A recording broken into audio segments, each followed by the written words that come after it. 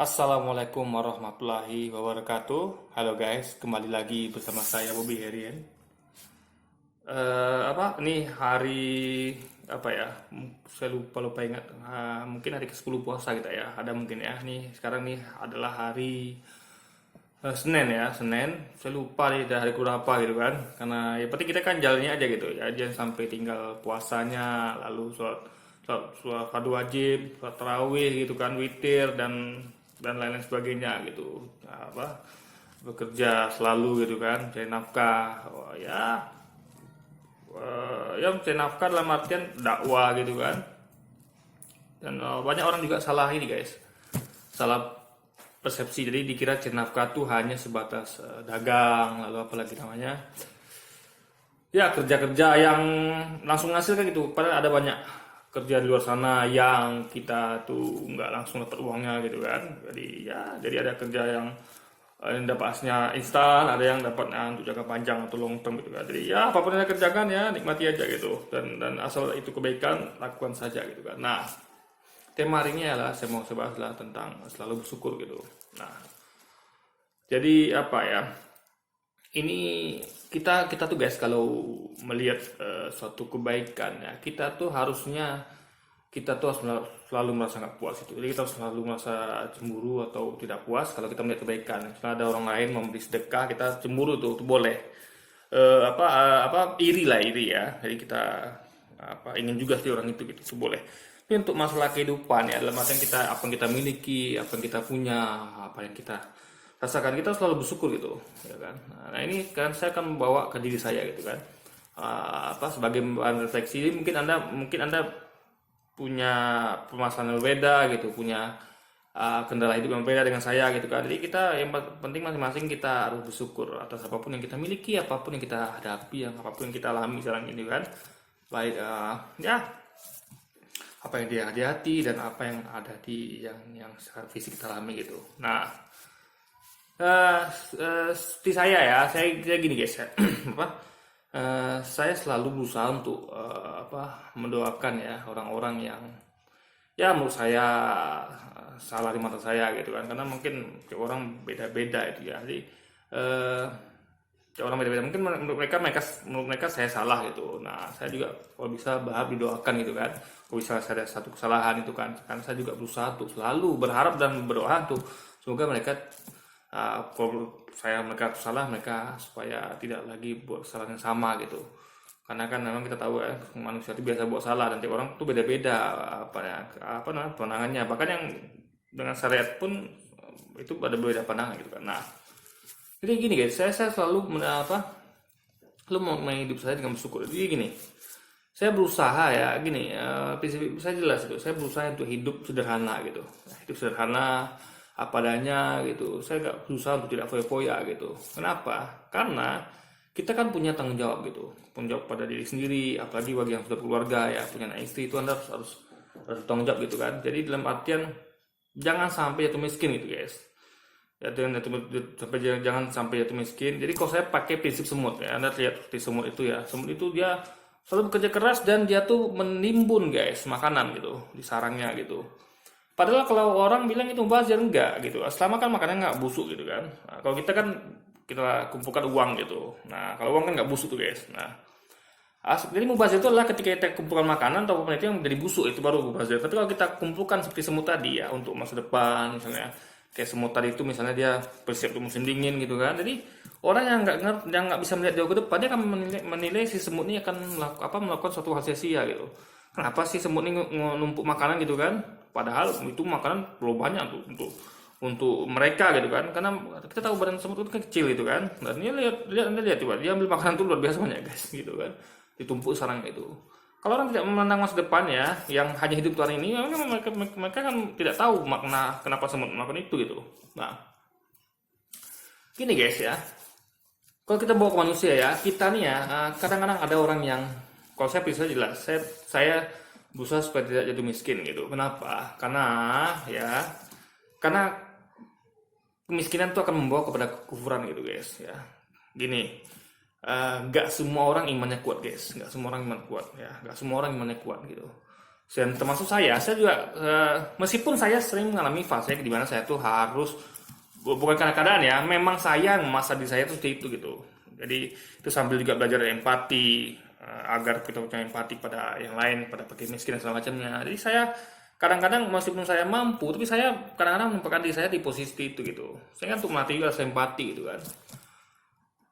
Karena kita nggak semuanya, kita nggak tahu iman kita sekuat apa guys. Kalau saya nggak mau menguji iman gitu, kecuali memang Allah tadi kan saya jatuh miskin gitu kan. Misalnya saya udah berusaha nih supaya tidak jatuh miskin, saya berusaha untuk berhidup hemat sederhana gitu kan. Ya hidupnya secukupnya lah gitu, nggak berlebihan gitu, nggak foya-foya, nggak beli barang yang nggak perlu gitu kan. Nah, tapi kalau Allah tadikan dengan itu, saya tetap jatuh miskin, itu udah kadang Allah gitu kan. Jadi memang sudah Allah apa kenanya begitu ya. Itu kita itu adalah fase di mana kita memang bukan apa gitu, bukan ibaratnya kita tuh memang udah takdir Allah gitu guys. Kita kan udah berusaha. Nah kok itu baru kita fight di situ ketika iman kita diuji itu gitu kan. Nah tapi ketika kita itu berusaha ya apa kita jatuh miskin karena memang gaya hidup kita, misalnya kita memang apa suka hidup berlebihan gitu kan, tidak hidup secukupnya, tidak berusaha hidup hemat gitu kan, tidak bekerja keras gitu kan, dalam arti menabung atau investasi segala macamnya, lalu tiba-tiba Anda jadi miskin dan iman Anda itu kan diuji gitu guys. Nah itu yang Anda yang menempatkan diri Anda seperti itu gitu ya kan. Nah itu karena apa, saya melihat banyak, jadi kalau masih mending kalau ada hidup sendiri gitu kan, bagaimana kalau Anda hidup rumah tangga gitu. Ada kebanyakan saya baca berita itu ya, zalik ya, banyak kasus perceraian terjadi itu karena ketika suaminya di PHK guys. Suami di PHK lalu sayangnya mungkin nggak punya tabungan ya, nggak punya apa-apa gitu kan, jatuh miskin gitu kan, nggak sanggup lagi untuk menafkahi istri, lalu istri minta cerai guys. Itu banyak kejadian gitu. Nah itu berarti kan buktinya imannya lemah gitu guys ya kan. Karena apa namanya, karena kalau saya prinsipnya saya berusaha untuk tidak pernah menceraikan seseorang ya, itu kalau dia tidak selingkuh gitu atau macam-macam gitu. Kalau dia masih bisa saya didik kan, saya akan berusaha didik gitu, meskipun gimana pun kesal galaunya hati ini gitu, tapi saya akan berusaha untuk dirinya gitu. Karena bagi saya adalah mendidik itu memang sulit gitu, tapi saya akan coba dan saya akan fight di situ, karena itulah tugas tanggung jawab sebagai seorang suami, mendidik istrinya gitu kan. Tapi kecuali kalau dia ada selingkuh atau macam-macam, itu kita tentu harus, itu memang sudah luar batas itu kan. Tapi kalau selama masih hal-hal yang bisa kita didik gitu kan, misalnya dia kurang tidak patuh bersuami, masih bersikap kurang layak gitu, kurang sopan, kurang hormat gitu kan, kurang hargai suami, ya kita sebisa mungkin kita akan berusaha mendidiknya gitu ya kan. Nah kecuali kalau dia memang sudah nggak cinta lagi, atau dia memang sudah mau ada pria lain gitu kan, apalagi kalau ada pria lain gitu kan, atau dia memang sudah ya nggak mau didik lagi gitu kan, atau dia memang nggak mau lagi sama kita, ya sudah gitu ya kan. Itu kita nggak bisa lagi maksa gitu kan. Nah tapi kalau berusaha kalau dia masih mau didik, kita akan berusaha didik ya guys gitu guys. Nah jadi misal gini nih, kayak misal saya berusaha belanja, ketika saya berusaha belanja gitu kan. Jadi orang kadang-kadang kan pengen makan enak gitu guys, pengen makan apalah gitu kan. Tapi saya bersyukur alhamdulillah, saya udah bisa makan aja ya, bisa makan aja gitu. Karena saya pernah mencoba makan hanya mie gitu sehari itu kan. Kadang pernah saya ekstrim tuh sehari cuma makan 2 bungkus guys, mie doang gitu, nggak pakai nasi, nggak pakai apa-apa gitu kan, minum air putih gitu kan. Nah, memang itu kayaknya sedikit menyiksa tubuh, itu menurut saya kurang baik. Makanya saya nggak melakukan itu lagi ya. Tapi sekali bolehlah saya coba itu gitu kan, untuk melatih empati juga gitu. Nah kita saya belanja cuma 137 ribu guys, saking hematnya gitu. Karena saya takut jatuh miskin ya, bukan apa-apa. Saya bukan nggak percaya sama rezeki Allah guys ya. Saya takut nanti ketika saya jatuh miskin karena perbuatan saya gitu kan.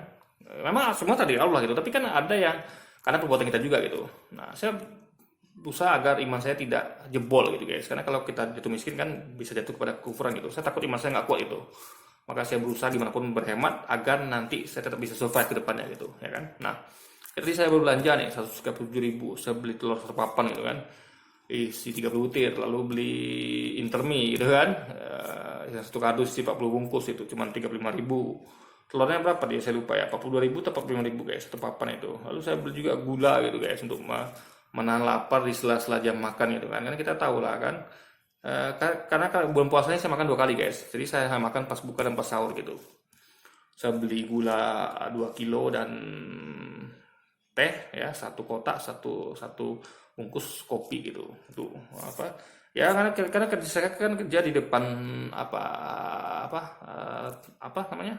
Di depan gadget guys, di depan HP. Saya butuh ya biar nggak bengong lah gitu kan, karena memang bekerjanya cuma duduk gitu kan, memang megang HP terus gitu, kecuali tidur gitu kan. Jadi memang ya butuh asupan lah menjelang waktu makan itu. Nah, saya cuma belanja dari 137.000 itu menurut saya juga hemat, itu bisa stok berapa minggu gitu guys, alhamdulillah gitu kan. Jadi sebenarnya kalau kita mau hidup hemat ya itu nggak sulit sebenarnya, asal kita bisa mengerem hawa nafsu aja gitu. Nah, apa namanya, nah, ketika itu makan itu mungkin saya bersyukur masih bersyukur. Kenapa? Karena ada orang lain mungkin yang dia cuma mampu kayak saya lakukan biasanya, kayak saya cuma beli mie 2 bungkus itu. Ada orang lagi bahkan langsung nggak makan itu guys ya kan. Jadi ketika keluar rumah pun kita melihat banyak orang yang susah, ada orang yang mulung gitu kan, ada orang yang dia minta-minta, ada yang ya segala macam apalah kerjaan yang kita kadang ada yang ya gimana ya,